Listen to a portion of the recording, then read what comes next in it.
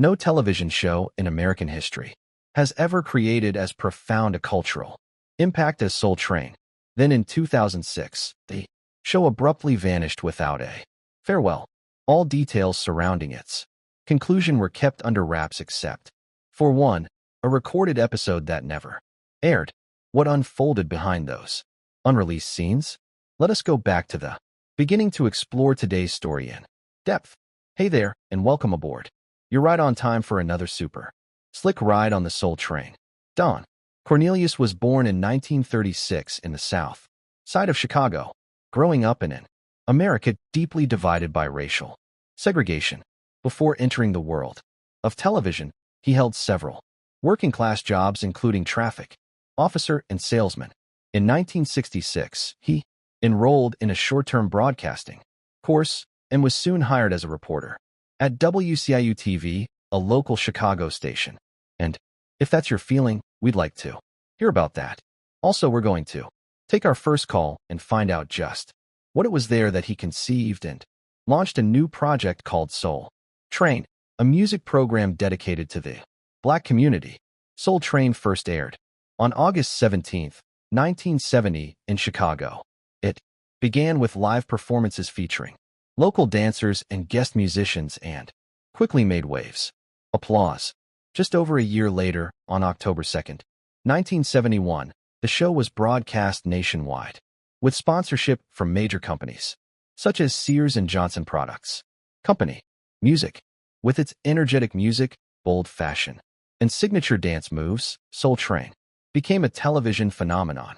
During its golden years, the show featured a lineup of legendary artists: James Brown, Aretha Franklin, Marvin Gaye, Michael Jackson, the Jackson 5, and later LL Cool J and Mary J. Blige, all performed on the Soul Train stage.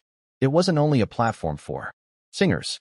It launched the careers of dancers like Rosie Perez, Jody Watley, Clinton Gent, and Jeffrey Daniel, who would later join the group Shalamar and teach Michael Jackson the moonwalk technique. Applause. Music. One of the program's most iconic segments was the Soul Train line, a dance showcase where two rows of people faced each other, taking turns stepping into the center aisle to perform their own signature moves. Music. It was more than just entertainment. It was a space for self-expression, fashion, culture, and personal identity. For viewers, it became a weekly cultural. Back in the day, there was an incredible television show called Soul Train that completely changed the game. A program that wasn't just another entertainment slot on the schedule, but a cultural earthquake that shifted how America saw itself. Nothing else on television had the kind of impact it did when it came to music, dance, fashion, and most importantly, the visibility of Black culture. For African Americans especially, Soul Train was never just about the beats or the moves. It was a spotlight, a mirror, and a gathering place all rolled into one. A rare space where they could shine in ways television had never truly allowed before. At its peak, the show wasn't just popular. It was an institution, a weekly ritual that families and friends looked forward to. A Saturday morning and afternoon tradition in living rooms across the country. For over 3 decades, it ran, consistently delivering some of the most joyful, vibrant, and groundbreaking television in history.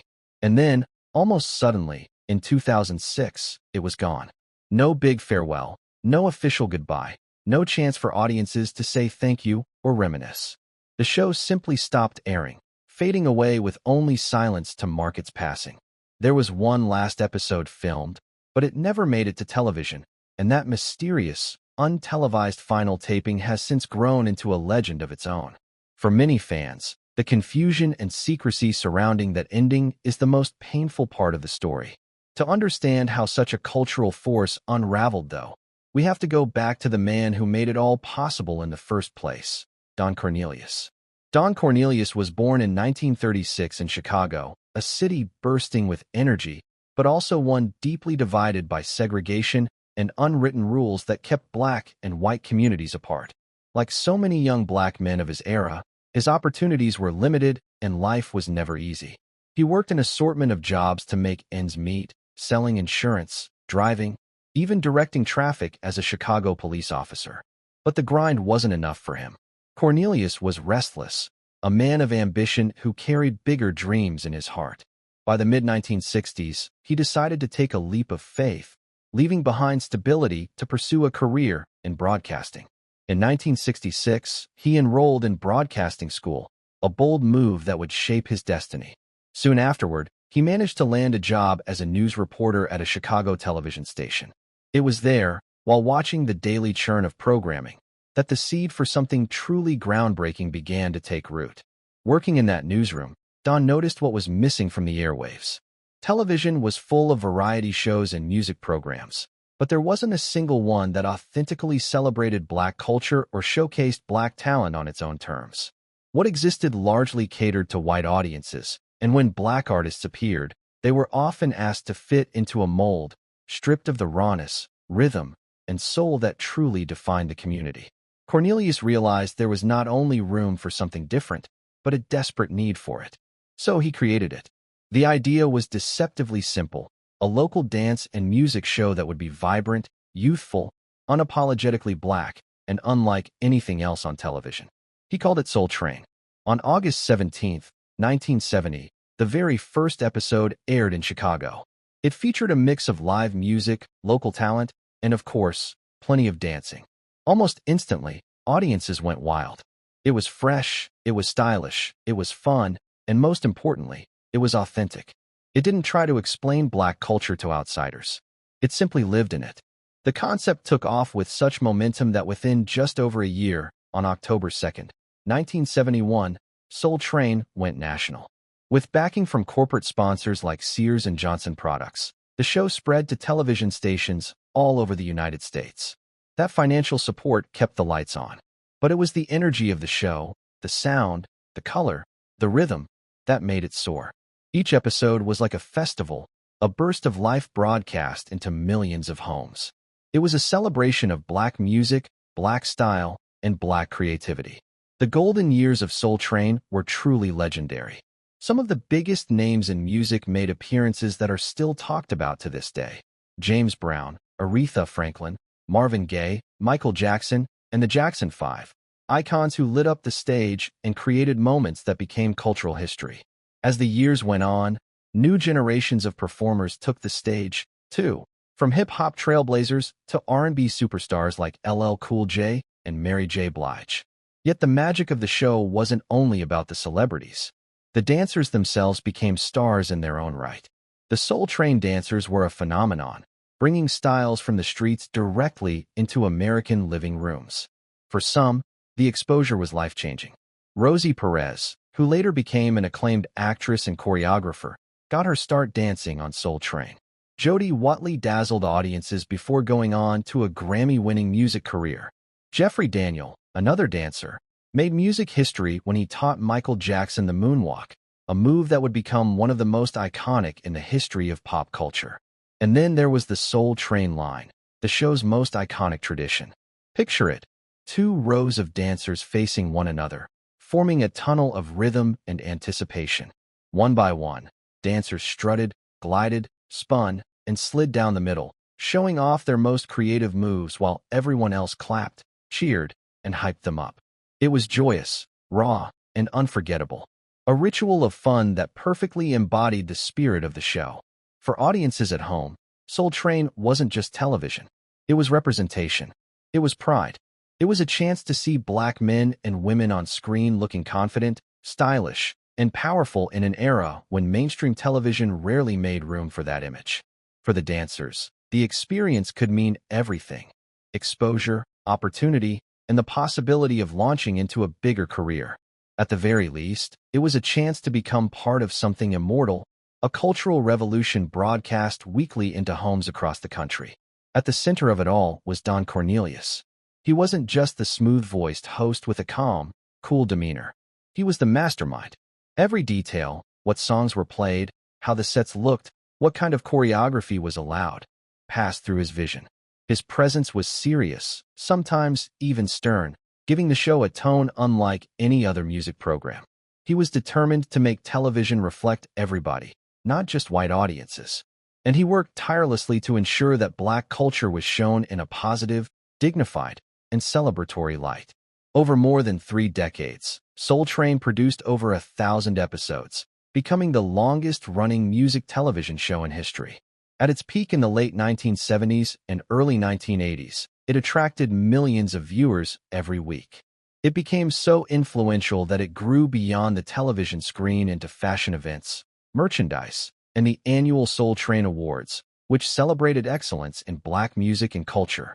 In 1971, Life magazine even named Cornelius one of the 100 most important people in America.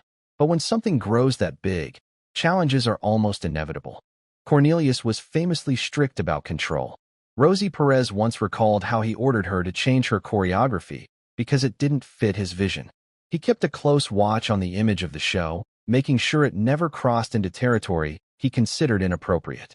That level of oversight worked in the early years, but as the culture shifted, it began to create friction. Another issue was money. Despite fueling the program's popularity, most of the dancers never got paid. The exposure of being on national television was considered reward enough. But over time, resentment built. Their creativity helped keep the show alive. Yet, they saw little in return while the program earned millions. That bitterness became one of the darker footnotes of the Soul Train legacy. Then came hip-hop. By the late 1980s, rap was exploding, reshaping American music and culture. But Don Cornelius wasn't convinced it belonged on his show. He felt the lyrics and themes, often raw, political, or aggressive, clashed with the uplifting, stylish vibe he wanted Soul Train to represent. In 1992, he openly said he didn't want to promote music he considered negative. That stance, however, left him at odds with younger generations. Critics accused him of being out of touch, while other shows like Yo!, MTV Raps, and BET's Rap City embraced the movement and became cultural touchstones for hip-hop. As artists like Tupac, Nas, and Snoop Dogg skyrocketed, they rarely appeared on Soul Train, and younger viewers noticed. Ratings began to slide. In the early 1980s, the show boasted more than 4 million weekly viewers. But by the early 2000s, that number had fallen to around 2 million. With the audience shrinking, stations began pushing the program into less desirable time slots or dropping it altogether. In 1993, after 23 years as host, Cornelius stepped down. Replacement hosts like Maestro Clark, Shamar Moore, and Dorian Gregory tried to carry the torch, but none had the gravitas, authority, or iconic presence of Cornelius himself. The show tried to adapt with new sets, updated looks, and eventually more hip-hop artists, but the magic was slipping away. Meanwhile, television itself was changing. The rise of cable, music videos, and eventually the internet offered audiences endless alternatives. Producing Soul Train became more expensive just as its viewership declined. From 2003 to 2006, fewer and fewer episodes were produced each season and staff members left for other opportunities. Cornelius himself, once the very image of the show, withdrew from public life, rarely appearing at events or giving interviews. His pride and joy was starting to feel like a relic of another era. Then came 2006 and the mysterious final episode. Accounts from that day describe chaos. The production crew was changed at the last minute. The guest lineup seemed uncertain and disorganized. Some insiders even claimed Cornelius himself appeared backstage, though officially he had long since stepped away. Those who knew him sensed his disappointment at how far the show had drifted from his original vision. The scheduled performer was a young hip-hop artist whose management clashed with the staff, delaying the taping for over an hour.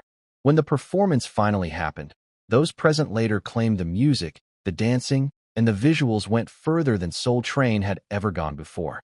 Too edgy, too explicit, too far removed from a family-friendly vibe Cornelius had always insisted upon. Reportedly, Cornelius stepped in and halted the shoot. He called for an emergency meeting with the distribution companies, still airing the program nationwide. Not long afterward, Tribune Entertainment, one of the key distributors, pulled out. Within 3 weeks, more than 40% of local stations dropped the show. With no support left, production shut down. There was no farewell episode, no tribute, no grand send-off, just silence. The Soul Train website stopped updating. Time slots were quietly filled with other programming. A cultural giant disappeared, not with a bang, but with a whisper.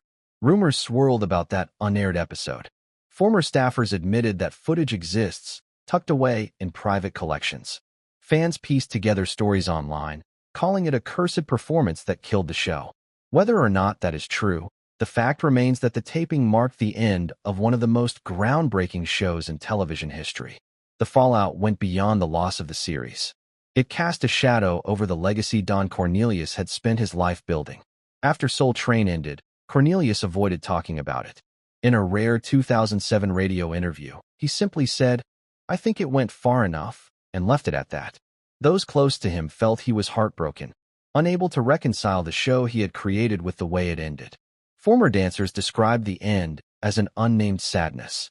Dorian Gregory, one of the last hosts, revealed the staff wasn't even told what was happening. They just noticed the production schedule vanish. A 2008 Vibe magazine article later suggested that the show didn't end because of ratings, but because trust between the people making it had completely fallen apart. The Soul Train Awards continued for a few years after 2006, but by 2009, they were handed off to BET, where they adopted a more modern style that nodded faintly to the original program, but felt like a different entity altogether. For longtime fans, it was like watching the closing of a door that might never reopen. In the end, the story of Soul Train is one of brilliance and tragedy. A cultural juggernaut that defined a generation and gave Black culture one of its proudest and most influential platforms. It inspired countless artists, launched careers, and shaped American television forever. But instead of a triumphant finale, it slipped away in confusion and secrecy, its legacy tinged with the mystery of an unaired final episode. For those who grew up with it, the memory remains vivid. Families gathered around the TV, kids trying to copy the moves, everyone waiting for the Soul Train line. For all its complications, Soul Train remains an unforgettable chapter in television history. A program that didn't just entertain, but redefined what was possible on the small screen.